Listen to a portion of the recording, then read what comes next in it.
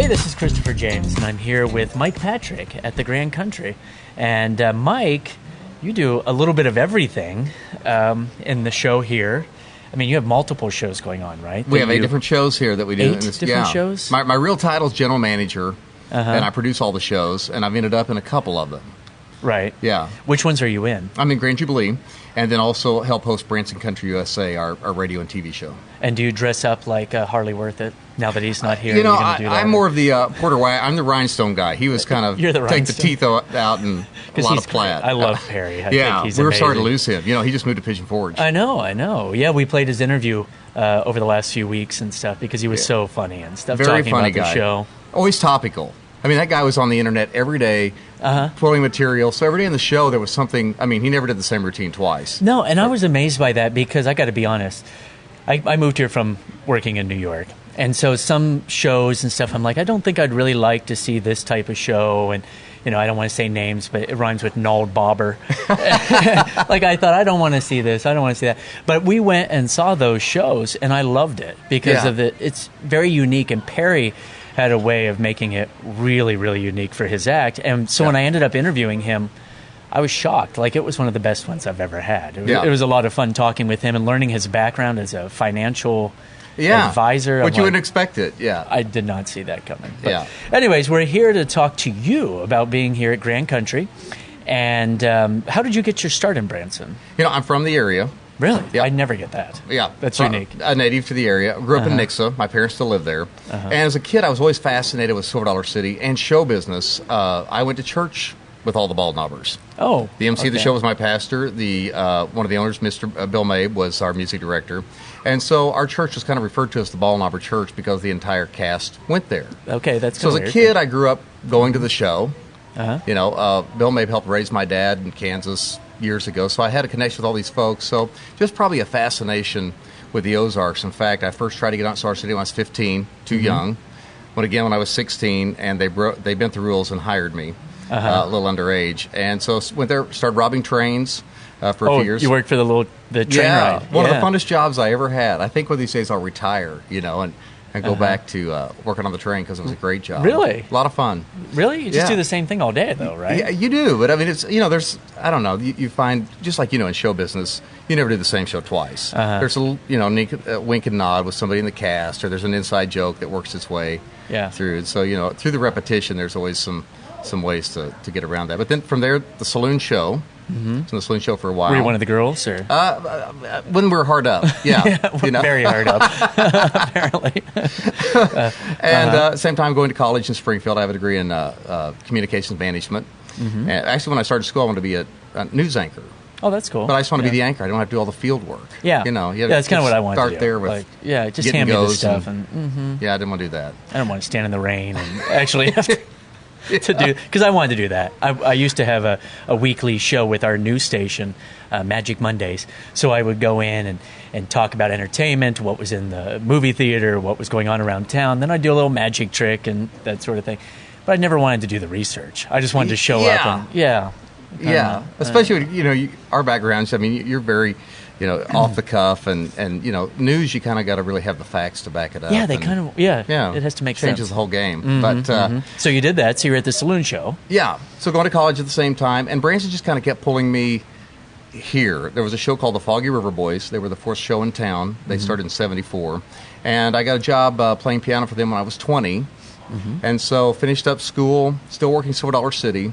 And it's one of those things, I wasn't a good student. I didn't like school, and every day going to class at college, I thought, I can't wait that feeling after my last final. Yeah. Why didn't you like it? I'm not a book kind of person. Yeah, okay. You know, I just wanted to tell you, I didn't care for it either. And I didn't like the structure of it, to tell you the truth. I would get really bored.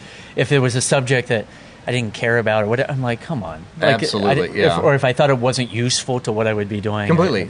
I loved, you know, classes that felt practical. Yeah. But so the day I finished my last final, and I'm walking to the car, and I'm waiting for this euphoric feeling like this is the last time I have to do this walk, and it's like, what do I do now? What am I doing now? Right. And later that day, Silver Dollar City called me and offered me a year-round salary job. Oh. And so I spent 17 years with Silver Dollar City, rides management on into entertainment management after I graduated college, produced a lot of the shows there for a long time. And at the same time, I was working at Grand Country on the side. Had a long-term relationship with Glenn Robinson that owns a place. And he kept twisting my arm to move over here.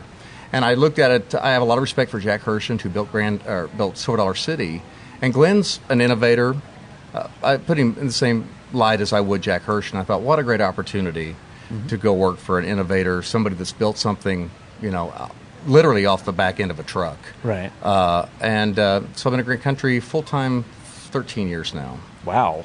Yeah. That's quite a... Was it difficult for you to take a salaried, I would say, office-type job, knowing that you wanted to be, like, on camera, you wanted to entertain? What's funny is that point in my life, I really wanted to... I was ready to be off stage. Already? Yeah. Well, I mean, you think on the train you did 20, 30 shows a day. Saloon show you did 7 shows a day. I was in a night show every night. Yeah. And so, I mean, I'd had several years of a lot of shows. And, still to this day, I'd probably prefer just to be general manager of the theater. Yeah. And, when I went at the Grand Jubilee 11 years ago to host the show, it was supposed to be a year. We needed an MC, and I was cheap.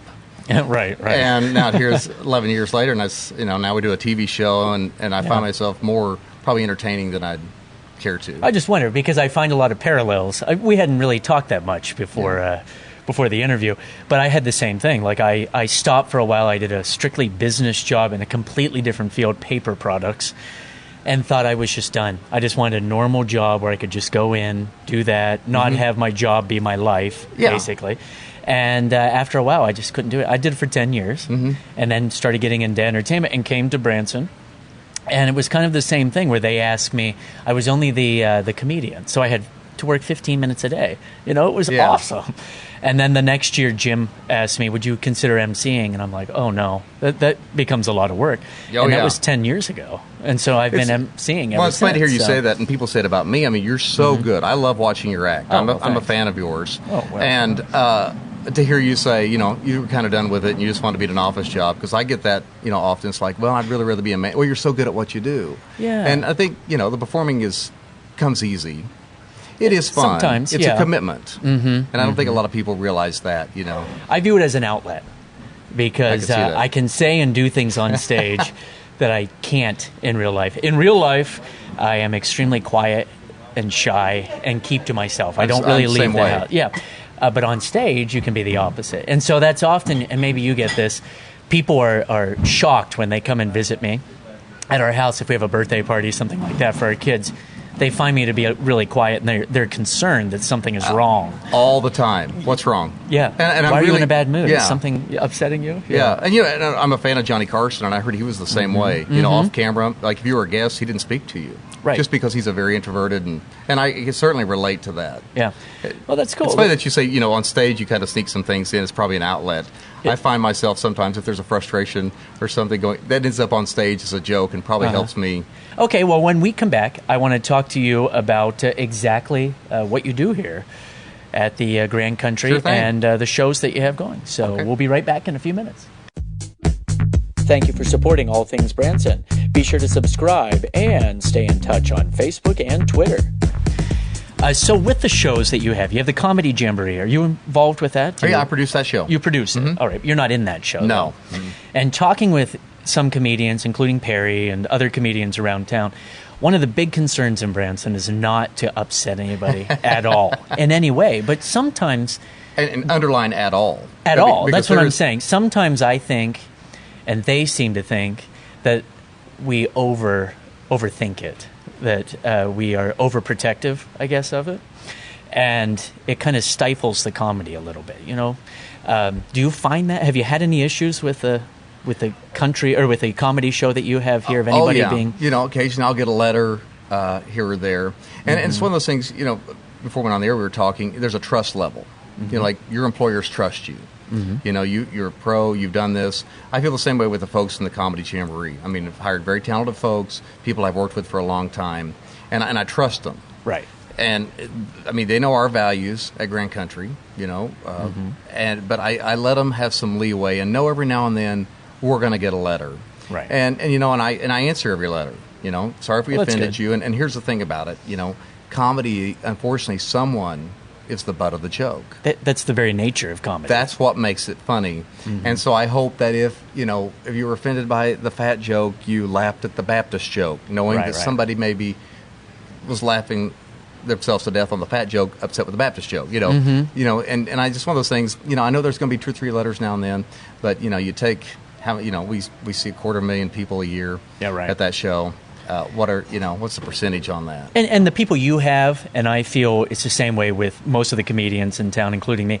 It's once you know their act and know their personality, nothing they say is meant to be hurtful. Absolutely. And I get the comment a lot that there are a few jokes that I do that someone can't just walk out and do my joke because someone would be offended by that. Yeah. But by the time they get to know me and know my style and know my personality, then it's okay. Yeah. Like they know that it's not meant to be hurtful. Yeah. And so I'm sure that everybody in your show has that.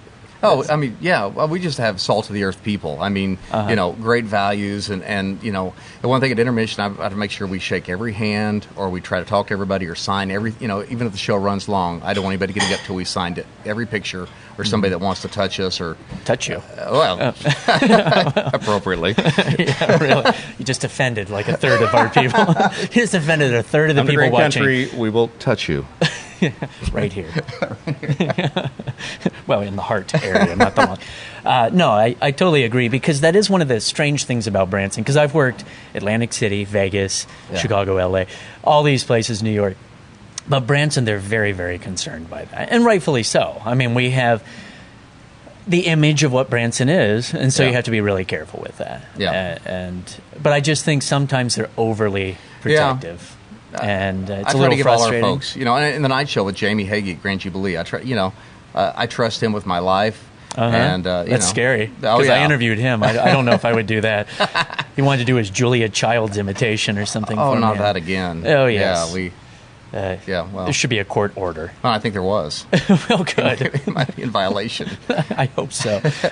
So you have a lot of different shows going on, and you have the comedy one. Now, do you work with every show that's here? So, Yes. like the pet show? Yeah. Is that still going on? Yeah. Yeah. That show runs year round. It's weekends all year long, and then during the summer it's here about the full time, 7 days a week, 12 weeks of summer, and then back again at Christmas when we have families. Oh, okay. And when it's not here, we have a country show that operates in the morning called Down Home Country, classic country music show. Produce that. Yeah. And so our mainstay shows are Comedy Jamboree and Grand Jubilee. They run year round. Right. And right. Plus the Branson Country USA show we do on Friday nights is our I radio. know. I got to do that. TV. That was fun. Yeah. That was crazy. awesome. You got to come back. Okay. Yes, I would love to come back, because I honestly, when I got asked to do that show, I was on a cruise. Yeah. If you remember right, we were communicating. I think you and I were communicating, and Chris. Yeah, and Chris, our production manager. And I had a very different perception as to what the show was going to be. Chris thought he was coming for a radio interview. Like, where'd you grow up? I thought I was coming for an interview. Yeah. Yes. And it's like, no, you got 6 minutes on television. What are you going to do? Yeah. And like you were the brilliant. whole time. Well, thanks. But the whole story was, whoever I was talking to, whether it was you or Chris, I got an email saying, what do you need the band for? Or what do you plan to do with the band? And I said, band? There's a band? Like, well, I don't do anything with the band. Okay, what songs are you going to do? Yeah. Whatever. And I said, do you have the right person? And I explained, and I showed up thinking that I was having an interview like this. And then they asked me what my last bit was going to be. I'm like, bit? And I was literally on my phone going, I don't know what's happening, to my wife. What should I do? What should I do? And she said, you'll be fine. Oh, it's awesome. You'll be fine. So I just went out and did some of my stand-up, and it was very scary for me, actually. It was brilliant. Thanks. Seriously, I'm in the wings. I was laughing. Some funny stuff. I was totally winging it, and I was a nervous wreck. My wife was texting me. I could feel my phone vibrating in my back pocket. She's like, is everything okay? What's happening? But, well, interesting enough about Branson Country USA, it started out as a radio show. A radio show for a decade.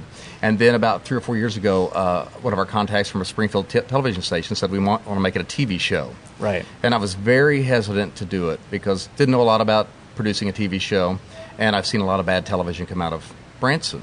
Really? And, the thing is, I know who would be watching, all of our peers. Yeah. So it's one of those things that worked out really well. I'm glad we did it. It's getting syndicated all over. I think we're it's good for Grand Country, but I also think it's great for Branson. To showcase some of the talent. Spots for Branson. And, it's all over. It's in Pittsburgh, Pennsylvania. It's in Louisiana. It's in Florida. No, I was amazed. Kansas. It was not what I expected to do. I thought it was a much smaller thing than it was. Yeah. And when I came in, I was very shocked by everything. Because I had literally just got back from the cruise, and I think came in here like that weekend and did the show. But, no, it was amazing. But so you guys have expanded quite a bit with that, and that's on every week. Yeah. Right? You have to do that every week. Yeah, it's one of those things. And, radio is a lot easier because you didn't have to memorize a lot. Don't have to wear pants. Yeah. Right, exactly. Like they can't tell now. It's in front of it's in front of a live audience, but, it was a lot more relaxed as radio. And those first few TV shows, it took us a while to get our stride because we were all just, very nervous and now it's one of those things. I still feel like we just get out and do what we do. If there's a mistake, I don't let anybody fix it.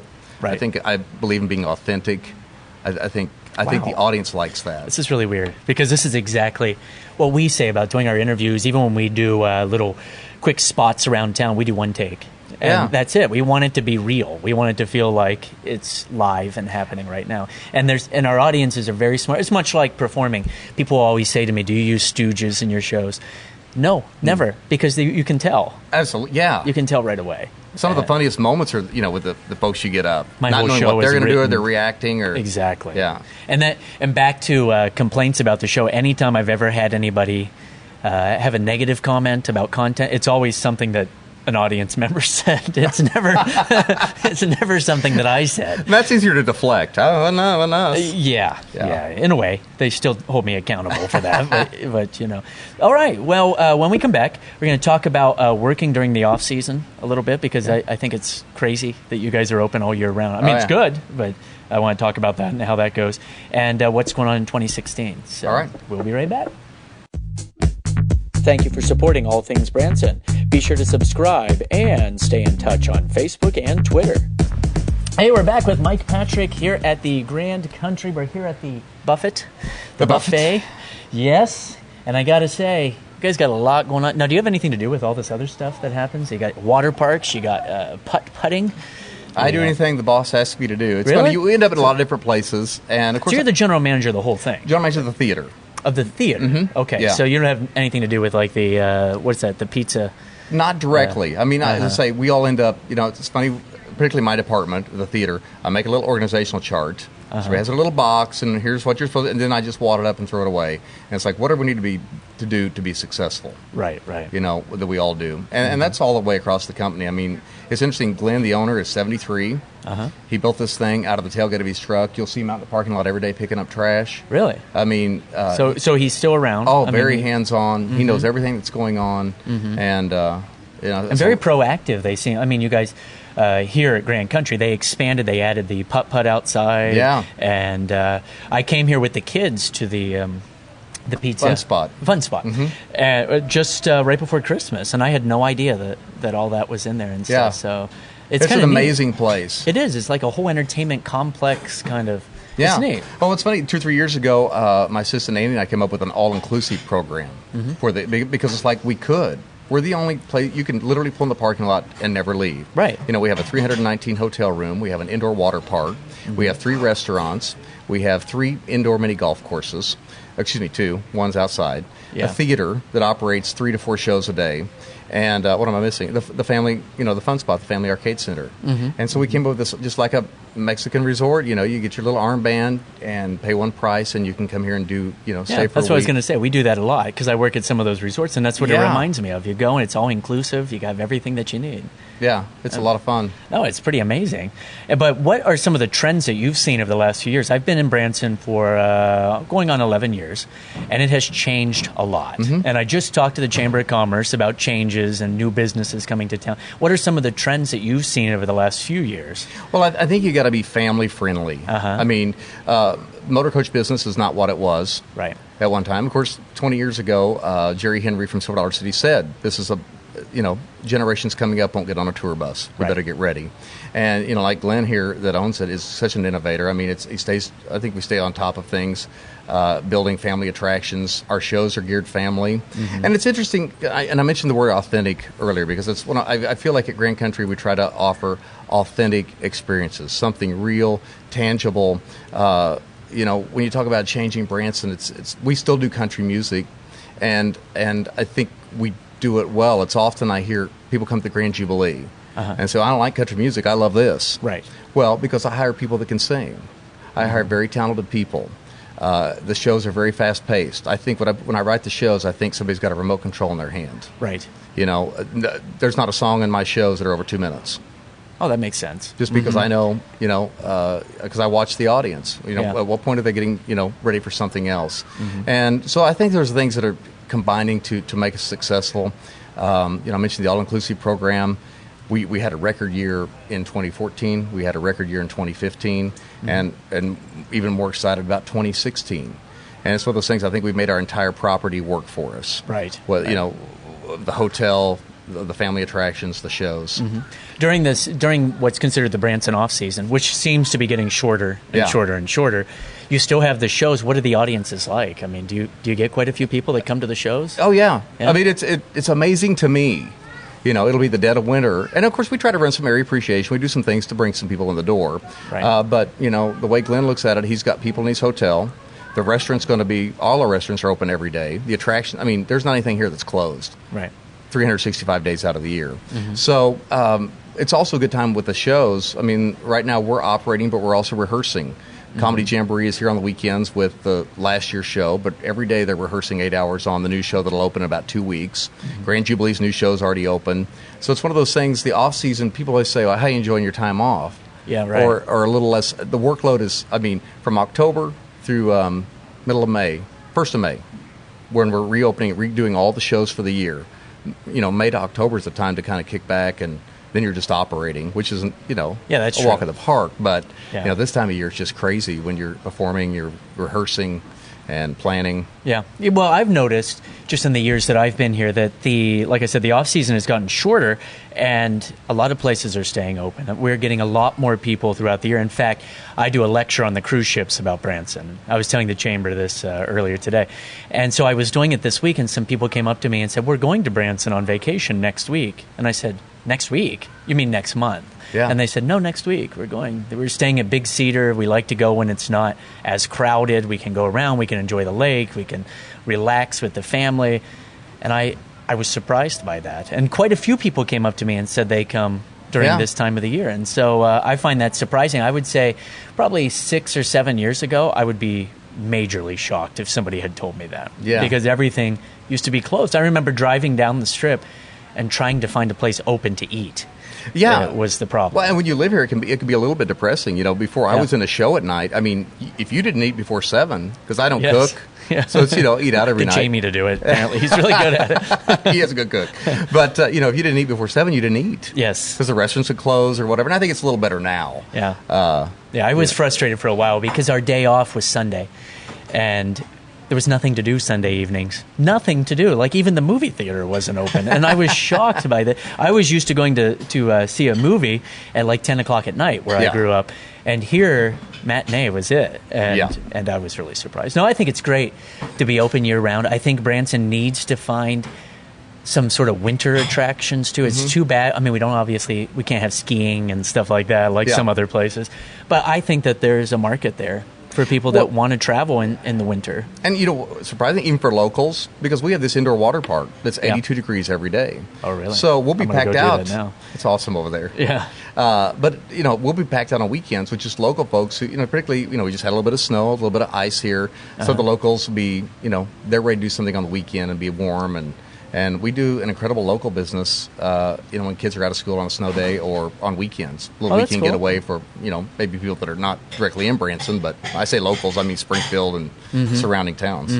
And I think you guys, because you're all-inclusive, I've had people mention to me, oh, I wish Branson had like a Chuck E. Cheese or something. And I said, well, I don't see how something like that would be viable because you guys, and I always bring Grand Country up as an example, they have everything. It's like a Chuck E. Cheese plus, No, seriously. You can come, you can have a show, you can have all the different meals, you can have the putt-putt. It's so much better. But I've had people when, I forget the name of the pizza, Incredible Pizza or whatever it was, when that closed down, some friends of mine said, oh, we should open up one. You Yeah. know, because I used to run an amusement business back in Ohio where we did bounce houses and boxing Okay, and sumo yeah. wrestling, and I still had all the equipment at that time. And they said, "Oh, we ought to rent that." And I said, "There's no way I can compete against Grand Country." And I kept bringing this up as an example because they really do have something for the whole family. It reminds me very much. We're taking the kids to Disney World in 3 weeks. They've never been there. Oh, gosh. I used to work there, but we do the staying on campus Yeah. there. Because it's very much like this. Like there's something to do constantly. Yeah. And I think you're really onto something with that. I It's mean, seemed to be paying off. constantly expanding. You have anything that you guys that you know of that he's planning on adding? Nothing Or- that I can mention at the moment, but Okay. he loves construction. Uh-huh. So the minute he gets one project done, trust me, he's looking at the next one. Yeah, and I like that everything is themed with the giant banjo and it just has a cool look to it. You can tell that he puts 100% into all of this. I mean, look at the giant golf balls and stuff. Yeah. It's not like fly by night sort of thing. Like It's fun working for the guy. I Yeah? mean, he doesn't know Sunday from Wednesday. I need to talk to this guy. He's a neat guy. Yeah, that's pretty neat. He's out in the parking lot working out of the back of his truck, apparently. You keep bringing that up. salting the parking lot at the Yeah, moment. really good. All right, so it's been fun talking to you about what you have done, what you have going on. What are some things that you would like, some changes you'd like to see in Branson? Do you have anything that you would like to see? There's been a lot of talk of expansion of the transit system through the gondolas. I don't know if you've been following that. Probably very much so. I think all of it's exciting. I mean, it's one of those things. I think any community to be successful, you've got or any business, anything you have, has got to evolve. Right. And I think there's some great ideas. The Bigfoot thing they're talking about. Yeah, people keep mentioning that. The new indoor attraction that's going to be Fritz's? Yeah, Fritz's. I think that's going to help all of us. I think so too.